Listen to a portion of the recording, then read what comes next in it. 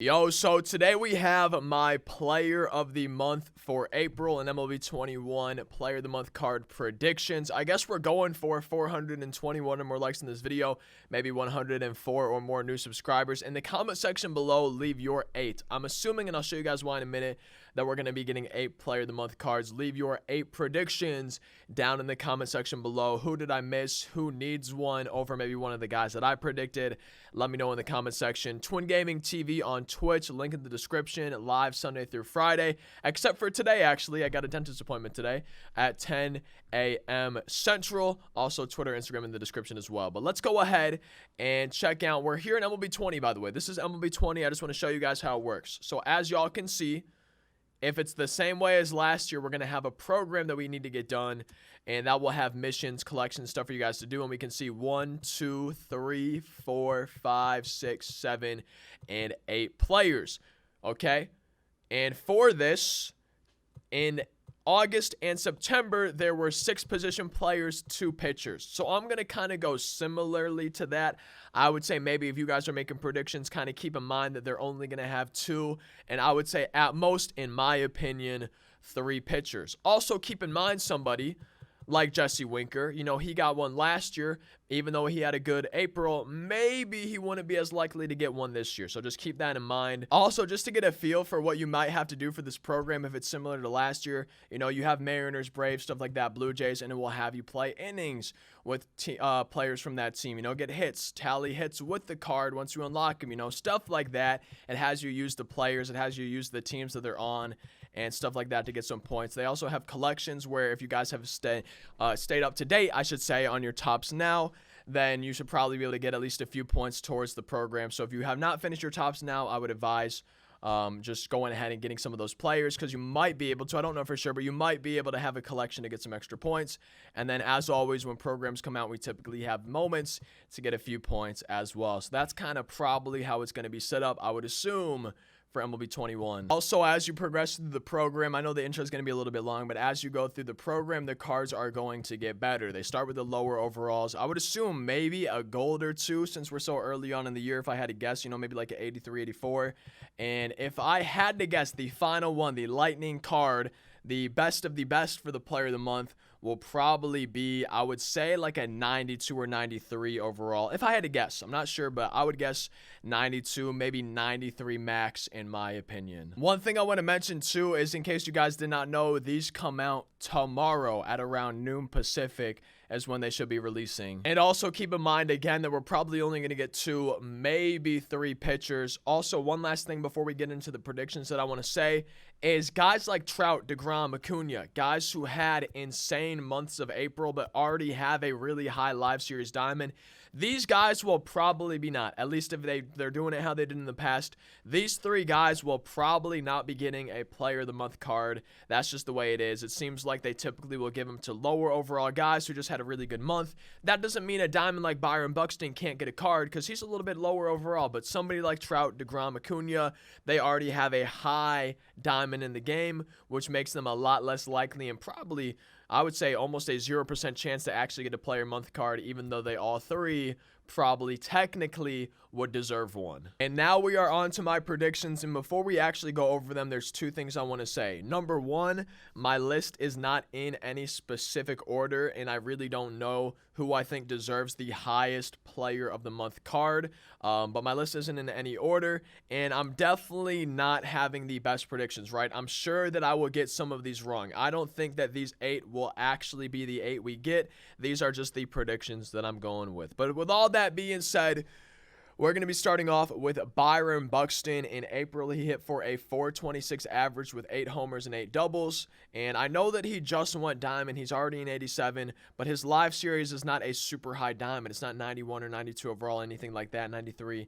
95 like Trout, you know. So I really think we will get a Byron Buxton player of the month card that's maybe like a 91 or 92 overall, but I guess we'll see, right? We might not. These predictions would be wrong, but if I was doing it, if I was making these predictions, if I was making these player of the month cards, I should say, I would personally give Buxton one. Also, I want to mention right now, for my numbers, when I say in April, this player did this, this, and this, the only numbers I could find were the stats through the end of April. So if teams played any games in March, which I don't know how many teams did or how many games were in March, that might be in these stats. And if that is the case, I'm sorry about that if my numbers are a little bit off, but I don't think it really changes my predictions or my thoughts. Next up, we have Corbin Burnes. And if you guys want my honest opinion, it's either going to be Corbin Burnes or Byron Buxton that gets the lightning card, the best one, because there's always one card that gets the best overall and is like the kind of collect all player for the player of the month.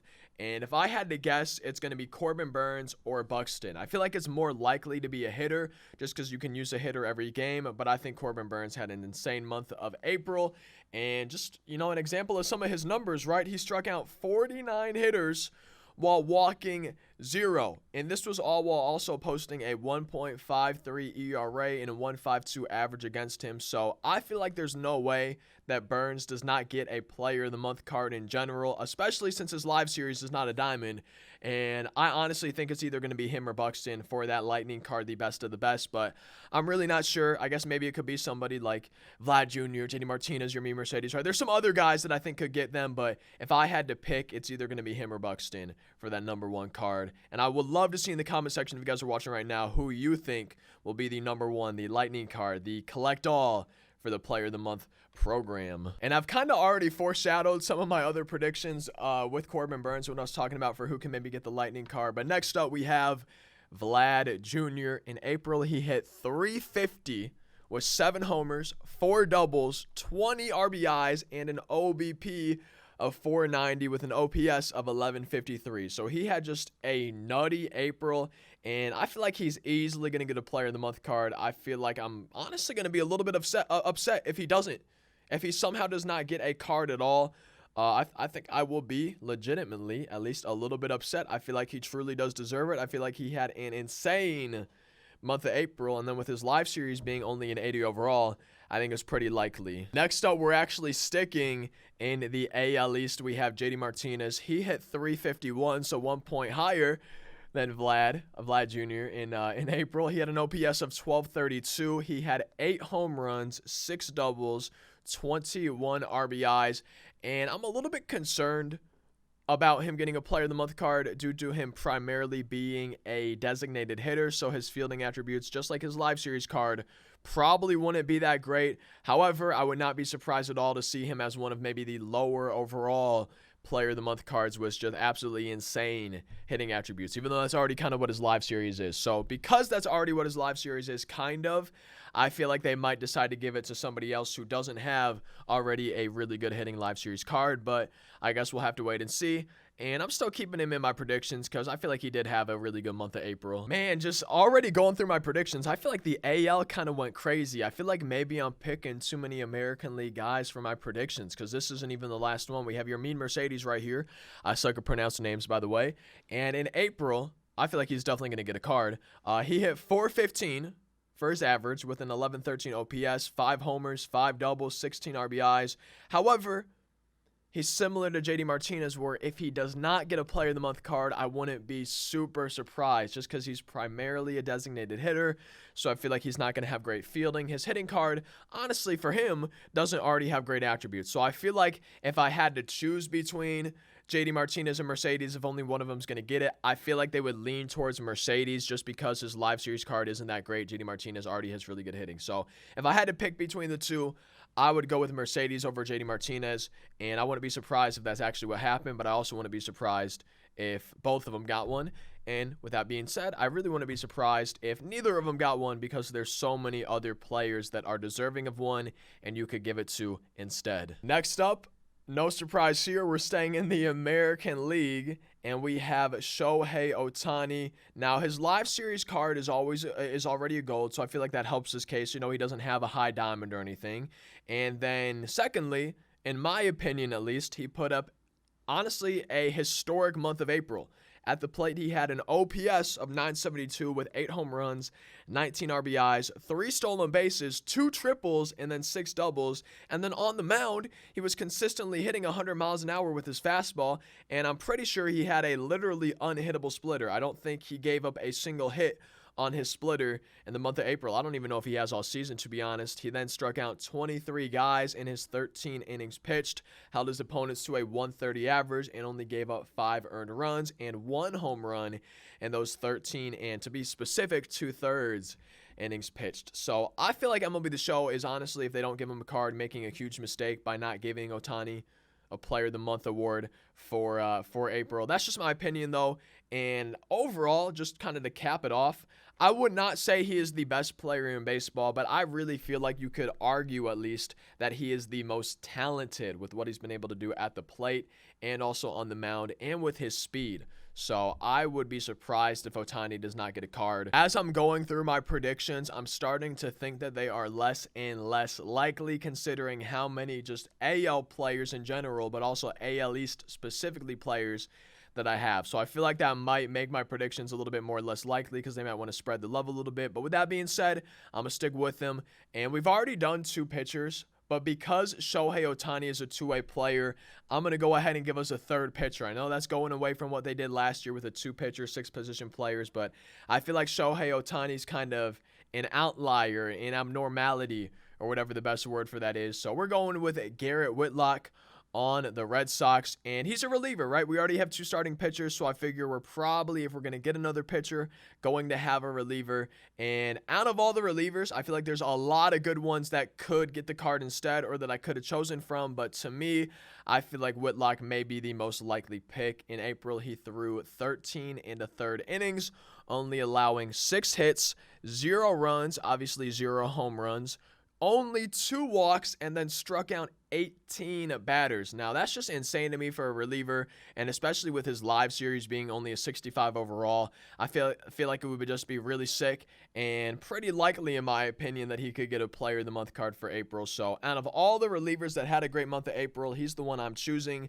But there's plenty of other ones that you could have chosen from. Now, I know at the beginning of the video, I was showing you guys that Jesse Winker, he got a Player of the Month card last year. So I feel like that does hurt his chances to get one right now, okay? And the same thing with Nick Castellanos. He's had one before. I feel like he could deserve one as well. So it's hard to say. I'm going with Jesse Winker just because of the numbers he put up. But I would not be surprised at all, especially because he had a card last year, if he did not get one for April for this month. But he's going to be my final of the 8 cards, assuming we get 8 like we did in the programs last year. Got Jesse Winker in April. He hit for a 370 average with an OPS of 1093. He had 6 home runs, a triple, 5 doubles, and then 16 RBI. So I feel like it'd be nice for him getting a Player of the Month card, considering his live series is only a silver. But with that being said, he got one last year.